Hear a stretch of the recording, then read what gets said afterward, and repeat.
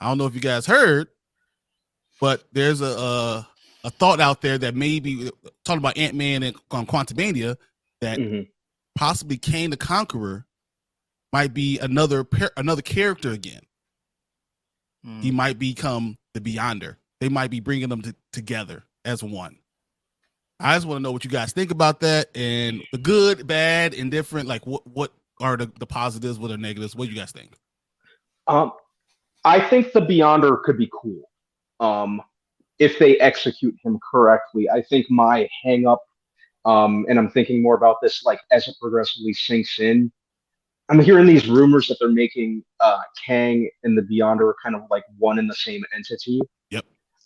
I'm not quite sure how I feel about that. I think that Kang should be Kang and the Beyonder should be the Beyonder. I don't really think compressing them into one. It kind of feels like it's like just them kind of like skirting by like kind of quick and easy, kind of compressing them. We had that with it gives me all the Aldrich Killian Mandarin flashbacks. Okay. Just leave the characters as is. So I'm hoping if this is true, if it does come to fruition, just leave the two characters separate entities. I'd be fine with it. But just leave the Beyonder, and Kang. Totally got you with that. What about you, Zach? I'm coming from with this like with two train of thoughts: the geek side of me and the business side. Sometimes I think about that when they make these decisions. So for me, when they combine characters, it only works if it's like the same person. So if you do the characteristics from Captain America from the Ultimate Universe and the characteristics from the 616 and combine all those together to make the perfect Steve Rogers that we got on the film, that makes sense because you're not erasing the pathos of another character. Yep. And that's the problem with making Kang and the Beyonder those two different people, one person. Now you're erasing the pathos of one of those characters. Yep. Because they're both been around for so long. The positives on the business side is that Jonathan Majors is hot as hell. Yep. And giving him another role after Kang is dead. If he's dead and I'm the Beyonder now. Like, just like keeping him along. I get that business decision of trying to keep him around and streamlining characters, especially cosmic ones. What's it called? Casual people. They just, when it goes too cosmic, it gets too weird. They start going, they get scared. You know? I mean, and the Beyonder is one of those characters that are very cosmic, very weird, that has a ton of power. I'm scared about Guardians 3 a little bit. Like, I know Guardians 1 and 2 did a great job, but they're about to get real weird with some of the characters. and as we get more cosmic, these characters start getting power levels that sometimes people can't comprehend. So, but on the business side, I get trying to streamline the character. But on the geek side, someone that read the comics, I want Kang to be Kang. He has so much rich history. He has so many different versions of himself already. Just use that. And let the Beyonder be the Beyonder, because he also has his own stories that need to be told. I don't want them to be the same person. I think what it is, I think the Beyonder is so complicated that they think they might tune people out. People were like, what the hell? This doesn't make any sense. How is he in control of these guys? How is he in control of that? I can see why they did it. But here's my only... He Who Remains is a totally different character too. He is not Kang the Conqueror. And they combine those two and they could do that because they say, all right, well, it's the multiverse. He has so many different versions of him. They don't know which version is what. So we can combine characters. The problem with the Beyonder is Beyonder might be the second or third most powerful character in all of Marvel and all of comic book history. Period.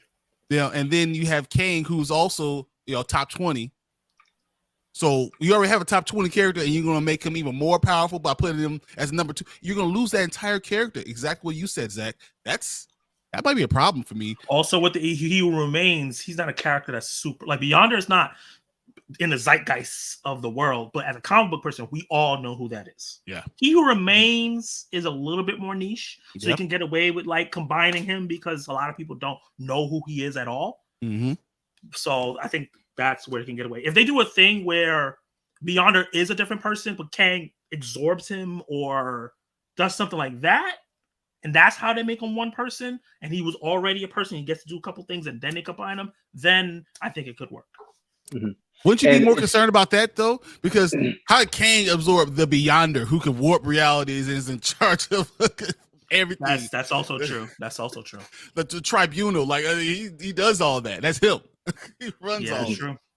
And right. Brian, you raised an interesting point about them potentially doing this out of fear that the audience won't be able to catch on or follow, which I would really think is unfortunate, because then you're really discrediting the audience and basically calling we the audience stupid. It's not about us. Remember, not everything's just made for comic book people. It's made for the masses, and that's something I had to deal with. Obviously, we already know how I felt about Wakanda Forever.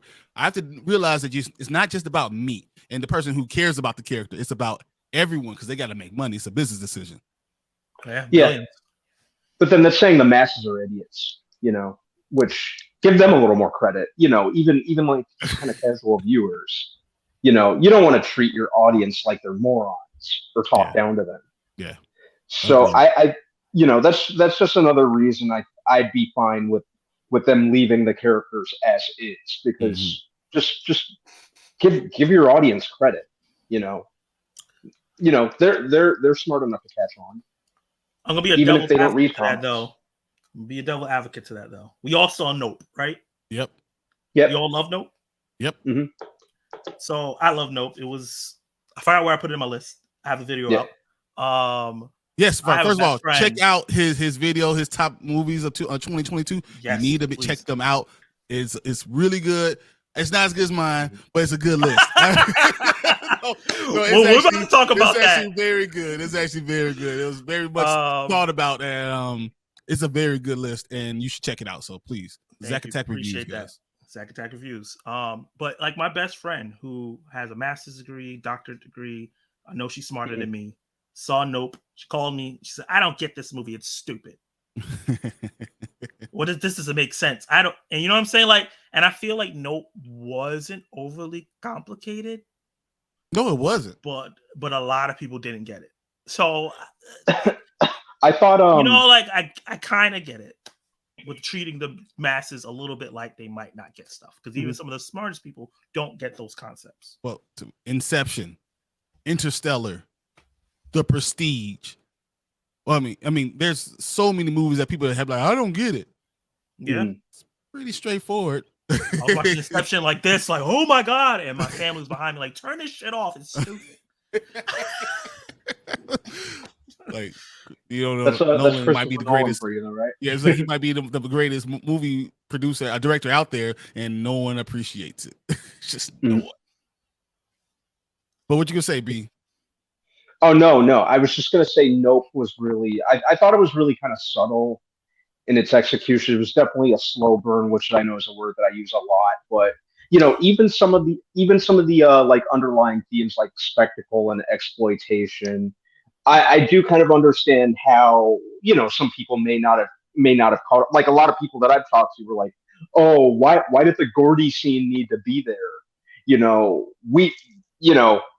Analyzing the movie as a whole, if you're really following it, you really understand why the Gordy scene was, flashbacks were so vital to the main plot in terms of exploitation and exploiting wild animals and spectacle. Those were the main themes. They even like spell it out for you literally at the beginning, with the opening. Steven Yeun's character is the way he is too. Exactly. Yeah. Mm-hmm. But I think it all boils down to interpretation ultimately. I think it boils down to understanding. Understanding. He's right. Yeah. Sometimes you just don't understand. Yeah. But yeah, just to reiterate, I loved Nope. I really, really liked it. I think for me, as far as Peel goes, like it was up there with Get Out for me.